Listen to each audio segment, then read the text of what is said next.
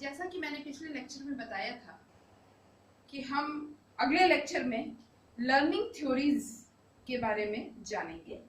तो आइए आज के इस लेक्चर में हम लोग अधिगम के सिद्धांत यानी सीखने के सिद्धांत अर्थात लर्निंग थ्योरीज के बारे में जानते हैं। लर्निंग की दो थ्योरीज प्रमुख रूप से प्रसिद्ध हैं। एक है प्रयत्न और भूल का सिद्धांत, इसे हम इंग्लिश में ट्रायल एंड एरर थ्योरी कहते हैं, और दूसरा है सूझ का सिद्धांत या अंतर्दृष्टि का सिद्धांत, जिसे अंग्रेजी में हम कहते हैं इनसाइट थ्योरी। आइए पहली थ्योरी के बारे में जानते हैं, प्रयत्न और भूल का सिद्धांत। हम सभी जानते हैं कि मानव किसी भी नई चीज को जब ग्रहण करने की कोशिश करता है तो उसे हम सीखना कहते हैं। इस सीखने की प्रक्रिया, ये जो प्रक्रिया है सीखने की, वो एकाएक घटित नहीं हो जाती, अपितु उसके लिए मानव को बहुत से प्रयास करने पड़ते हैं और उन प्रयासों के दौरान उससे कई एक गलतियां होती हैं। ये जरूरी नहीं कि वो एक ही बार में सीख लेता है, नहीं, वो कोशिश करता है, प्रयास करता है, प्रयासों के दौरान गलतियां होती हैं और उन गलतियों को लगातार प्रयास करते करते सुधारता है। तो हमारा प्रयत्न और भूल का सिद्धांत इसी विचारधारा पर आधारित है। यह सिद्धांत थॉर्नडाइक द्वारा दिया गया है। उन्होंने बताया कि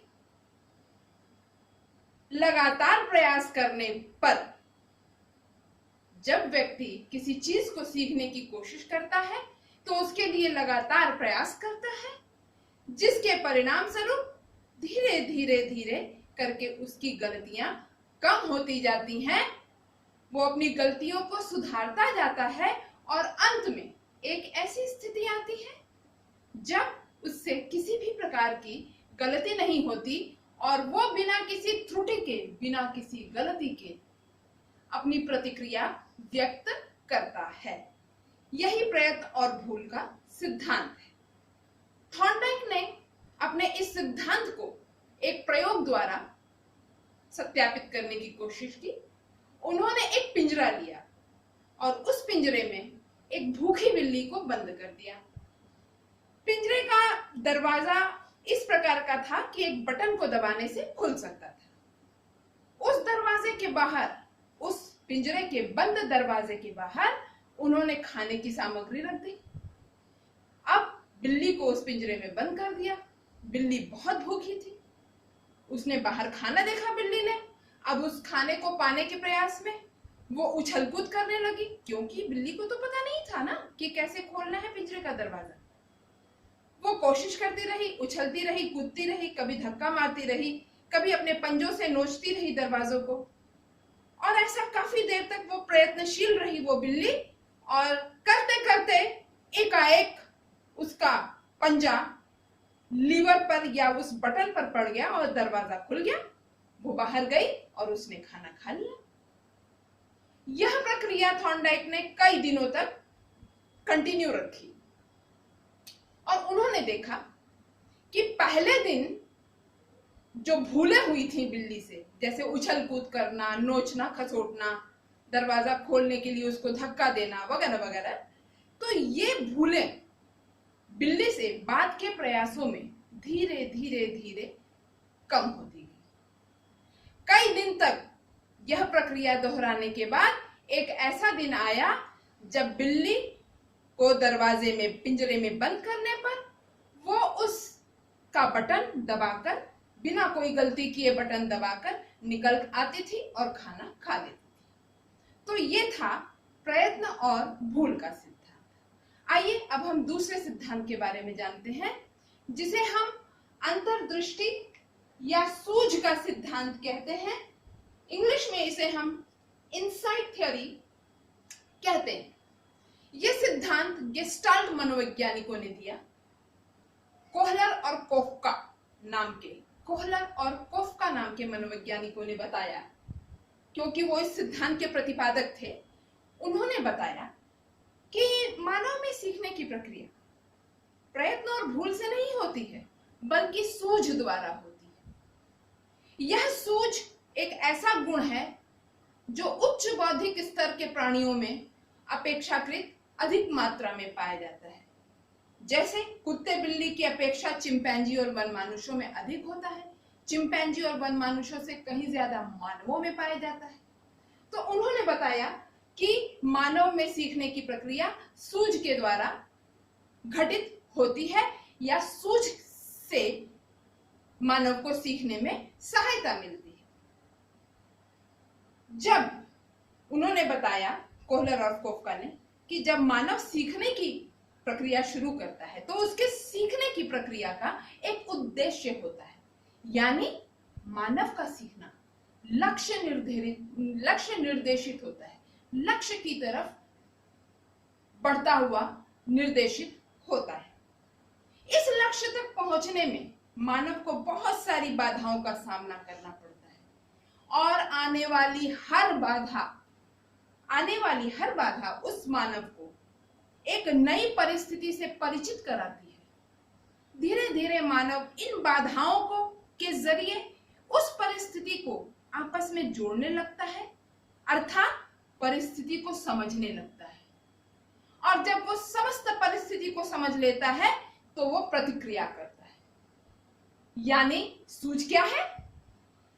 समस्त परिस्थिति को समझने के बाद की जाने वाली प्रतिक्रिया ही सूझ है, और सूझ के माध्यम से जो सीखना होता है उसे हम क्या कहते हैं?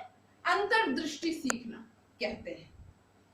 अब मैं आपको बताती हूं सूझ के सिद्धांत की क्या विशेषताएं हैं। सूझ की प्रक्रिया में समझ का बहुत महत्व होता है, इसलिए यह उच्च बौद्धिक स्तर के जीवों में अपेक्षाकृत अधिक मात्रा में पाई जाती है। दूसरी विशेषता, ये अधिक आयु के लोगों में छोटी आयु के लोगों की अपेक्षा अधिक होती है।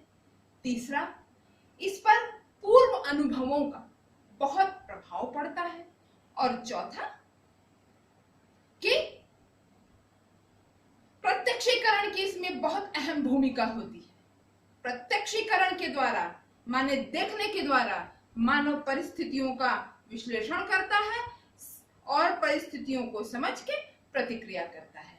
कोहलर और कोफ्का ने चिंपैंजी पर, बंदर पर एक प्रयोग किया। उन्होंने एक बंदर को पिंजरे में बंद कर दिया, ऊंचाई पर केले को लटका दिया बंदर उस पिंजरे की छत से, और वो केला इतनी दूर था कि बंदर पहुंच नहीं सकता था। उस पिंजरे के अंदर 2-3 खाली बॉक्सेस रख दिए। अब बंदर कई बार कूदा, उछला, उसे नहीं मिला। उसके बाद बंदर बैठ गया शांत हो गया। उसने सारी सिचुएशन को देखा, एकाएक वो एक बक्से को लाया और रखा, उस पर चढ़ के केला उतारने की कोशिश की, वो नहीं उतार पाया। फिर दूसरा बॉक्स रखा, फिर भी नहीं उतार पाया। फिर तीसरा बॉक्स रखा और केला प्राप्त कर लिया। तो इस प्रकार उन्होंने अपने इस प्रयोग के माध्यम से अंतर्दृष्टि के सिद्धांत को स्थापित किया और बताया कि सीखना प्रयत्न और भूल द्वारा न होकर अंतर्दृष्टि द्वारा सीखना होता है। अंतर्दृष्टि द्वारा ही सीखने की प्रक्रिया होती है। हम सीखने के बारे में जान चुके हैं। अब आप ये सोचिए, अगर आप सीख रहे हैं तो जितने अभ्यास करेंगे आपकी सीखने की प्रक्रिया दृढ़ होती जाएगी। लेकिन एक ऐसी स्थिति आती है जब सीखने में होने वाली उन्नति कम हो जाती है और धीरे धीरे रुक जाती है। शुरू में सीखने की गति तीव्र होगी, लेकिन बाद में अभ्यास करने के बाद भी वो गति धीमी होते होते रुक जाती है। इसे हम सीखने का पठार कहते हैं। यह पठार एक स्वाभाविक स्थिति है और इसका आना आवश्यक भी है। उदाहरण के लिए, जैसे जब प्राणी को भूख लगती है तो वो खाना खाता है, लेकिन अगला भोजन ग्रहण करने के लिए पहले उस भोजन का पच जाना आवश्यक है, उसके बाद ही वो अगली बार भोजन ग्रहण करता है। ठीक उसी तरह जब किसी एक चीज को हमारा मस्तिष्क अच्छी तरह समझ लेता है, तभी अगली किसी ज्ञान को सीखने की कोशिश करता है। तो ये एक कंसोलिडेशन का पीरियड होता है, जिस दौरान सिर्फ एक ही चीज का अधिगम होता है और अधिगम में स्थिरता आ जाती है। अगली कक्षाओं में हम लोग कंडीशनिंग यानी अनुबंधन के बारे में अध्ययन करेंगे।